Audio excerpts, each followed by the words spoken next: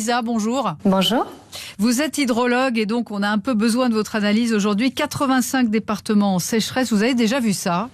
Effectivement, les choses s'aggravent de plus en plus, année après année. Et effectivement, là, on est quasiment sur une surface métropolitaine qui est quasiment couverte par une sécheresse record. Alors, je pense que les gens commencent à en prendre conscience, puisqu'on voit des photos apparaître ci et là de lacs complètement asséchés.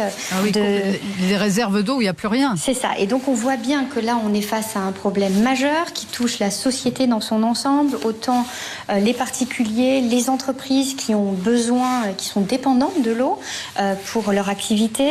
On a parlé des centrales nucléaires. On peut parler en fait de tout un tas de situations bien au-delà du monde agricole qui lui aussi va devoir se remettre en question parce qu'on se rend bien compte que il va falloir complètement revoir toute notre stratégie en fait de gestion de la ressource en eau à partir de cet état de sécheresse qui ne fait que s'implanter en France et qui s'empire de manière durable. Mais est-ce que la solution, comme le dit le ministre de l'Agriculture, c'est de multiplier les bassins de captage? Alors oui et non, tout simplement parce que ça permet, si vous voulez, de gérer et de contrôler le débit de l'eau et donc d'avoir une réserve supplémentaire. Mais en fin de compte, cette eau supplémentaire qui est conservée, ça va coûter très cher de faire ces retenues. Cette eau, premièrement, il va y avoir de l'évaporation très importante qui va repartir au niveau atmosphérique. Donc c'est une solution qui apporte aussi des pertes très importantes.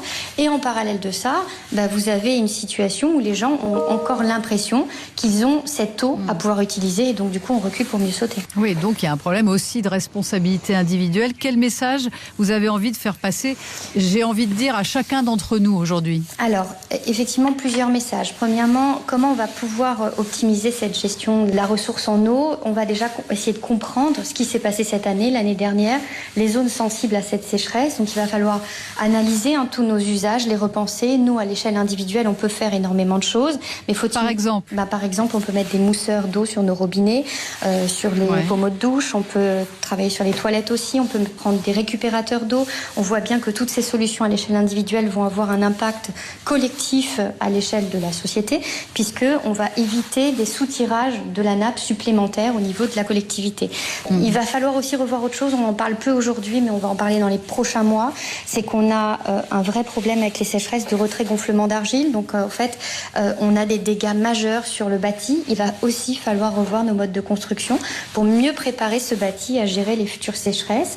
Et donc, si vous voulez, quand on met en place toutes ces solutions, qu'on appelle des solutions d'adaptation, on se rend compte qu'en fin de compte, elles sont aussi importantes, voire beaucoup plus que le fait de réduire des gaz à effet de serre, parce que si on met en place tout ça cette année, l'année prochaine, on aura des bénéfices. Alors que les gaz à effet de serre, si on arrête toutes les émissions de gaz à effet de serre aujourd'hui, les résultats, on les verra dans 30 ans. Donc on voit bien qu'il va falloir passer à des solutions beaucoup plus urgentes aujourd'hui pour adapter en fait le système complet. Et des solutions individuelles, c'est-à-dire que chacun d'entre nous peut faire quelque chose. C'est ça. Merci beaucoup. Merci Emma Aziza d'avoir été l'invitée d'RTL Midi.